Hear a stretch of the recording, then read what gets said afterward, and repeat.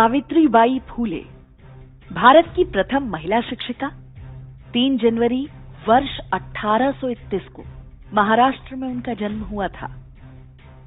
अंग्रेजी शासन के दौरान सामाजिक समता और स्त्री शिक्षा के क्षेत्र में उनका अत्यंत महत्वपूर्ण योगदान रहा है। लेकिन क्या सावित्रीबाई फूले से पहले भारत में महिला शिक्षिकाएं नहीं होती थीं? देश में कन्याओं के लिए क्या कोई विद्यालय नहीं होते थे? क्या सावित्रीबाई फूले से पहले भारत में लड़कियां पढ़ती लिखती नहीं थीं? यदि सावित्रीबाई फूले प्रथम महिला शिक्षिका थीं, तो होती विद्यालंकार, रूपमंजरी देवी, आनंदमयी देवी, हरकुंवर और पद्मजा देवी जैसी महिलाएं कौन थीं? संभव है कि आज अधिकांश लोगों ने उनके नाम भी न सुने हों। हमें बचपन से ही रटा दिया गया है कि अंग्रेजों के आने के बाद पैदा हुई सावित्रीबाई फूले भारत की पहली महिला शिक्षिका थीं। उन्होंने ही पहली बार कन्याओं का विद्यालय आरंभ किया। लेकिन इसका सच क्या है, ये जानकर आपको आश्चर्य होगा। सावित्रीबाई फूले के जन्म से बहुत पहले बंगाल में होती नाम की एक विदुषी महिला हुआ करती थी। उनका जन्म वर्ष 1740 के आसपास था। होती संस्कृत काव्य, न्याय शास्त्र, गणित और आयुर्वेद की ज्ञाता थी। उन्होंने काशी में कन्याओं के लिए एक विशाल गुरुकुल स्थापित किया था। काशी के पंडितों ने उन्हें विद्यालंकार की उपाधि दी थी, जिसके बाद उन्हें होती विद्यालंकार के नाम से जाना गया। वर्ष 1810 में उनका निधन हो गया। अंग्रेज मिशनरी विलियम वार्ड ने 1811 में प्रकाशित अपनी पुस्तक में होती विद्यालंकार का वर्णन किया है। इसके अनुसार उनके गुरुकुल में देश भर से छात्र छात्राएं अध्ययन हेतु आते थे। हर कोई विद्यालंकार के नाम से उनका सम्मान करता था। होती विद्यालंकार के जन्म के कुछ दशक बाद रूपमंजरी देवी का जन्म हुआ था। वो भी बंगाल के पूर्व वर्धमान जिले की रहने वाली थी। रूपमंजरी देवी ने बचपन में पड़ोसी गांव के एक विद्यालय में शिक्षा प्राप्त की थी। वो आयुर्वेद की ज्ञाता थी। उन्होंने भी कन्याओं के लिए विद्यालय की स्थापना की थी और जीवन भर अविवाहित रहकर पठन पाठन का काम करती रहीं। रूपमंजरी देवी को भी विद्यालंकार की उपाधि मिली थी। लोग उन्हें होतू विद्यालंकार के नाम से भी पुकारते थे। वर्ष 1875 में 100 वर्ष की आयु में रूपमंजरी देवी का निधन हो गया। वर्ष 1935 में दिनेश चंद्र सेन ने greater Bengal a social history नामक पुस्तक लिखी थी। इसमें होती विद्यालंकार और रूपमंजरी देवी के अतिरिक्त बंगाल की कई अन्य विदुषियों का भी वर्णन किया गया है। वर्ष 1850 में गुजरात के कर्णावती में हरकुंवर सेठानी ने लड़कियों का स्कूल स्थापित किया था।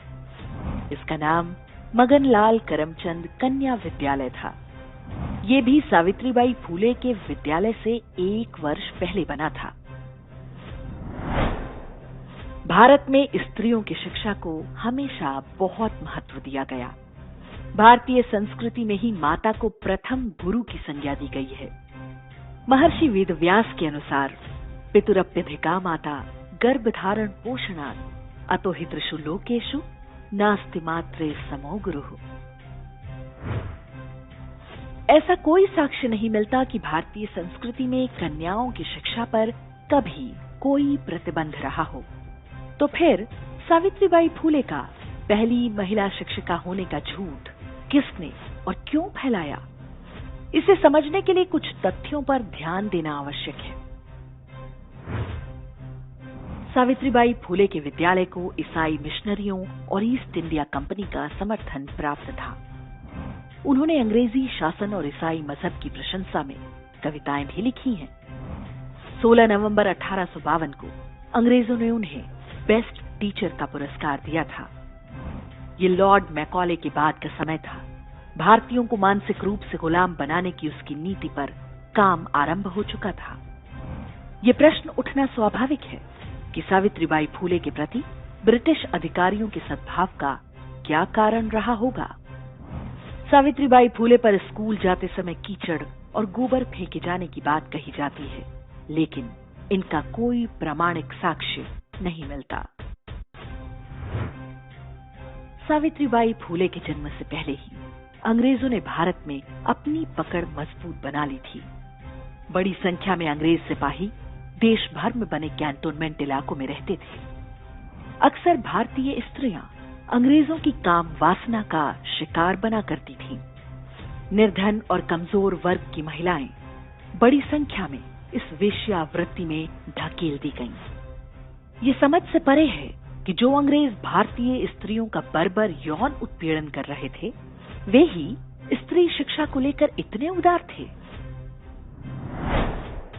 कंपनी सरकार के दस्तावेजों के अनुसार उस दौर में सुपरिटेंडेंट अधिकारियों की तैनाती की जाती थी, जिनका काम ऐसी युवा स्त्रियों की पहचान करना होता था जो अंग्रेज अफसरों और सिपाहियों की भोगदासी बन सकें। इसके लिए वो स्कूलों और अस्पतालों को टारगेट करते थे। वहां से उन्हें नौकरी या रोजगार का झांसा देकर लाया जाता था। इस समय तक भारतीय समाज में इतनी गरीबी और दरिद्रता आ चुकी थी कि लोगों के पास बहुत विकल्प भी नहीं थे, लेकिन एक समाज के रूप में लोगों का प्रतिरोध बना रहा। संभव है कि अंग्रेजों के डर से ही लोग अपने घर की स्त्रियों को स्कूल नहीं भेजना चाहते थे। हमने जिन होती विद्यालंकार के बारे में बताया, वो बहुत सामान्य परिवार में जन्मी थी। वो बचपन में ही विधवा हो गई थी। सोचिए वो लोग कौन थे जिन्होंने ये झूठ फैलाया कि हिंदू समाज में महिलाओं को पति की चिता के साथ जला दिया जाता था।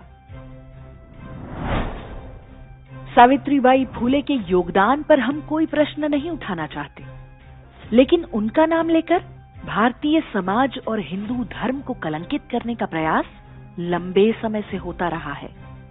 भारतीय समाज में स्त्री शिक्षकों की प्राचीन परंपरा रही है। भारतीयों में अपनी संस्कृति और समाज के लिए हीन भावना डालने के लिए अंग्रेजों ने कुछ झूठ गढ़े। स्वतंत्रता के बाद काले अंग्रेजों ने उन झूठों को दोहराना जारी रखा और आज हम सब ने उन झूठों को ही सत्य मान लिया है।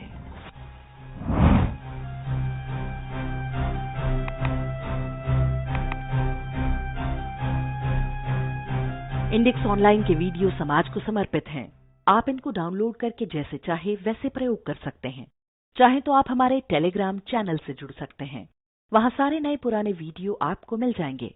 हमारे सोशल मीडिया लिंक हर वीडियो के डिस्क्रिप्शन में होते हैं। हमारा एकमात्र उद्देश्य हिंदू समाज को जागृत और एकजुट करना है। इसमें सहभागी बने। धन्यवाद।